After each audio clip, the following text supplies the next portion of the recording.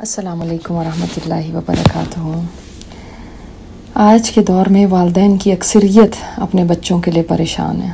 بچے شادی شدہ ہوں تو اور طرح کے مسائل ہیں، غیر شادی شدہ ہوں تو اور طرح کی فکرات ہیں، مگر جس طرف بھی دیکھیں ایک پریشانی، انگزائٹی ان کے حال کی یا مستقبل کی، یہ والدین کو کھائے جا رہی ہے۔ تو اس سلسلے میں حل کیا ہے؟ آئیے دیکھتے ہیں آج ایک لیجنڈ کی طرف، جن کا نام امام بخاری ہے۔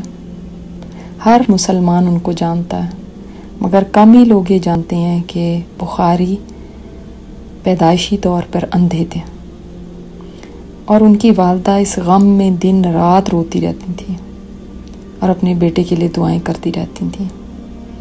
ایک رات خواب میں ابراہیم علیہ السلام کو دیکھتی ہیں کہ وہ فرما رہے ہیں، اے نیک بخت، تیرے بہت زیادہ رونے اور دعائیں کرنے کی وجہ سے اللہ تعالیٰ نے تیرے بیٹے کی بینائی واپس لوٹا دی ہے۔ صبح جب اٹھتی ہیں تو دیکھتی ہیں کہ بیٹے کا نور بصارت واپس آ گیا۔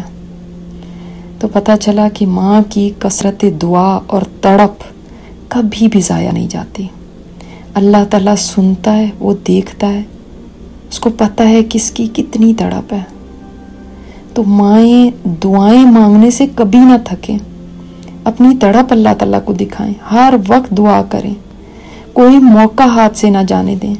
بہت سارے اوقات ایسے ہوتے ہیں کہ ہم دعاؤں کا موقع چھوڑ دیتے ہیں، بھول جاتے ہیں یا سستی کر لیتے ہیں۔ سستی کبھی نہ کیجیے، اس کو اپنی فکر بنا لیں کہ ہم نے بچوں کے لیے دعائیں کرنی ہیں، اور اللہ تعالیٰ کے سامنے عاجزی دکھائیں، گریہ‌وزاری کریں۔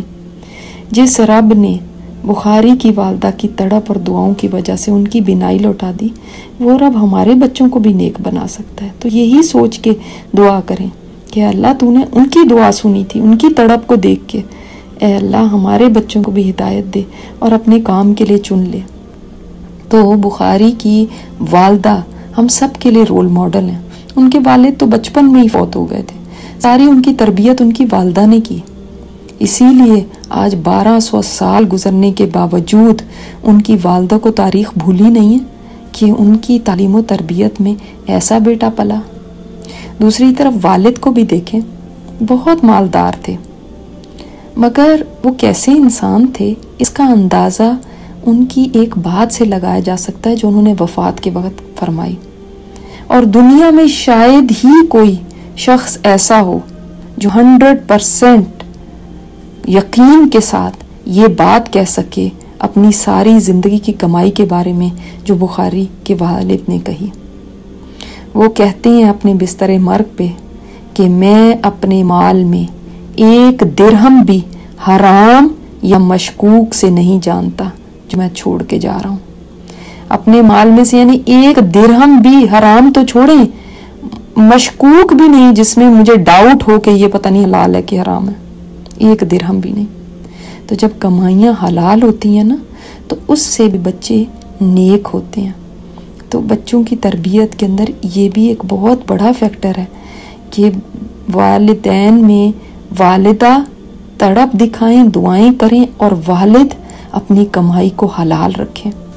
اللہ تعالی ہم سب کو بھی بہترین والدین بننے کی توفیق عطا فرمائے اور ہمارے بچوں کے نصیب سنوار دے۔